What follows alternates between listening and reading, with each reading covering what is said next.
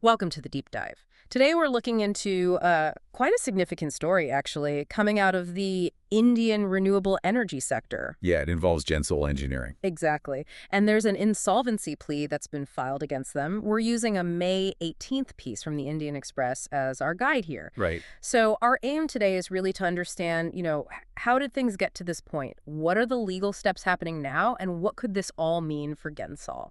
Well, it's a really interesting intersection, isn't it? You've got regulatory action clashing with the financial realities of a company. Especially in renewables, which gets so much attention. Precisely. A lot of investment, government focus, and this Gensol situation, it really highlights those pressures. It's a fascinating case. Okay, so let's start with the core issue then, the insolvency plea itself. The Indian Express says it was filed by IREDA. That's the Indian Renewable Energy Development Agency. And that's key. Yeah. For you listening, IREDA isn't just any lender. Right. It's a public sector entity, a government body. Their whole job is to promote renewable energy finance. Exactly. So for them to take this step, trying to push a company into insolvency, it suggests they see a really serious problem. A problem with the projects they funded, maybe. Well, Or how Gensol managed the money. could be either or both. It definitely signals something more than just a standard, company owes money dispute. It has wider implications. Okay, and the why behind it. The article mentions defaults. Yes, defaults and significantly potential future defaults Ah, okay. across 5 different loans Gensol got from IREDA. And the amount, it's pretty staggering. IREDA is claiming 510 crore in default. Wow. Yeah, that's a number that definitely makes you sit up and take notice, It really does. especially for a company that presumably had passed IREDA's checks to get those loans in the first place. So it raises questions immediately. Was it bad luck with projects? Did they expand too fast? Or perhaps something else. As we'll see, there are allegations now of, financial mismanagement. These things can destabilize a company fast, even in booming sectors. And this is all playing out legally now. Yes, before the National Company Law Tribunal, the NCLT. In Ahmedabad. Correct. Yeah. There's already been a hearing, and the next one's scheduled for June 3rd. So things are moving quite quickly. Right. The NCLT, that's the main body for sorting out company insolvencies in India, isn't it? It is. They operate under a specific legal code designed for these kinds of situations, corporate distress.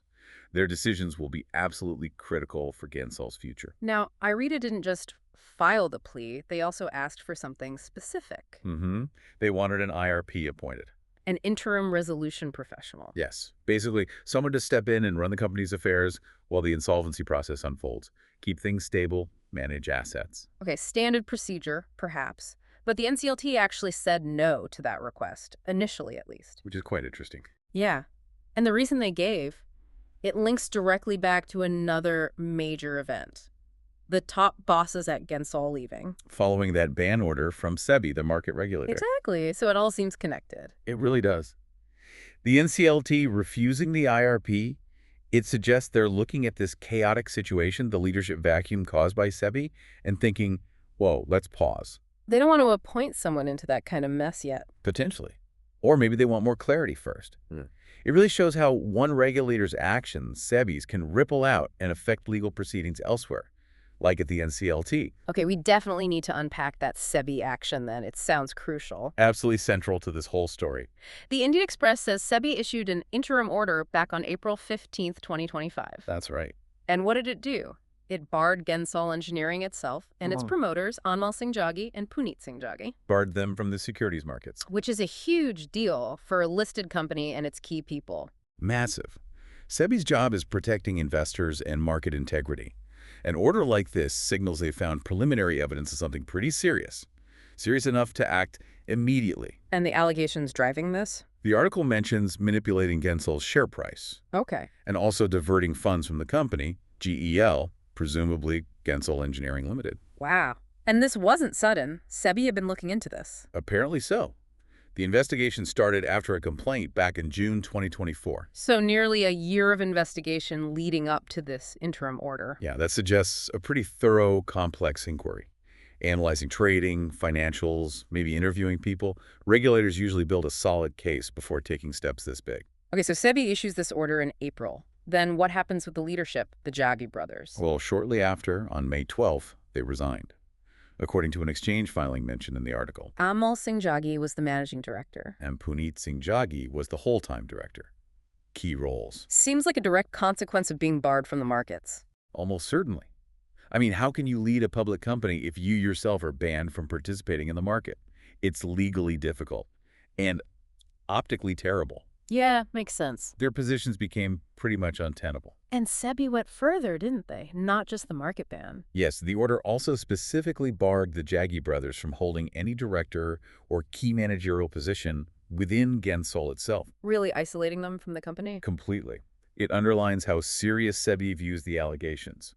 They want to ensure the people allegedly involved can't influence the company while the investigation continues. Okay, so a company under siege, really. How has Gensol itself reacted? Well, the Indian Express quotes them saying the SEBI order brought operations to a complete standstill. That sounds dramatic. It does.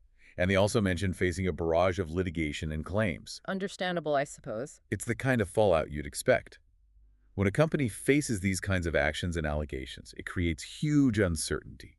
Creditors get nervous, partners hesitate, lawsuits might follow. Did Gensol fight back against the SEBI order? They tried. They appealed to the Securities Appellate Tribunal, the SAT. Okay. But the article says the appeal was disposed of. Which sounds a bit final, but in legal terms, it might not be quite like that. Exactly.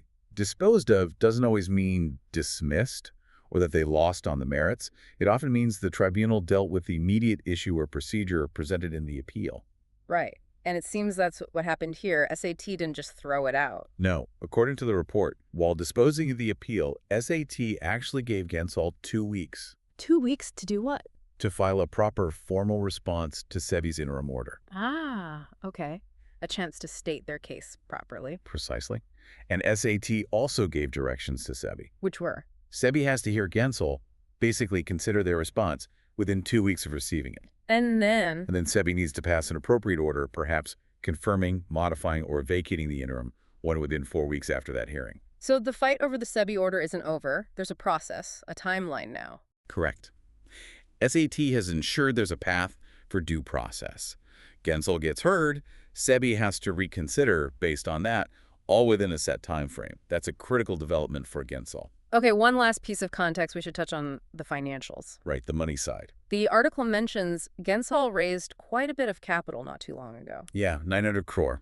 That was back in February 2024. Just over a year before all this blew up. How did they raise it? Through warrants, convertible into equity shares, issued on a preferential basis. So a significant equity infusion. 900 crore, that's a lot of money. It really is. You'd normally raise that kind of capital to fund major growth plans, expansion, maybe pay down debt. So the fact that they're facing insolvency and huge defaults so soon after raising all that cash, it's striking. It's very striking. It immediately makes you wonder, well, where did that money go? How is it used? What went wrong so quickly between that capital raise and this current crisis? Okay, let's try and pull these threads together then. Yeah, quite a few threads. We have Gensol Engineering facing an insolvency plea from IREDA, a government agency. For a very large sum, 510 crore, in defaulted loans. And this seems directly triggered, or at least heavily influenced, by an earlier action from SEBI, the market regulator. Right, SEBI's interim order barring the company and its promoters from the markets due to allegations of share manipulation and fund diversion. That SEBI order led to the promoters resigning, creating a leadership vacuum. And while Gensol is appealing, or rather responding to the SEBI order through a process set by the SAT, the insolvency proceedings are moving forward in parallel at the NCLT. It really shows how interconnected everything is. Absolutely. The regulatory action clearly destabilized the company, financially and operationally, which likely gave IREDA little choice but to pursue the insolvency route to protect its interests. It's a clear link between regulatory compliance, governance, and financial health. So it leaves us with a big question, really. Something for you, the listener, to think about. Gensol raised 900 crore, a huge sum. Less than 18 months later, they're facing insolvency, serious allegations from SEBI. What underlying issues could lead to such a rapid decline? Beyond just the specific allegations, what does this case tell us about, the challenges of managing fast growth, financial stability, and regulatory oversight, particularly in a hot sector like renewable energy in India? It's definitely a complex picture, lots of moving parts. Indeed. Plenty to mull over there. Thanks for diving deep with us today.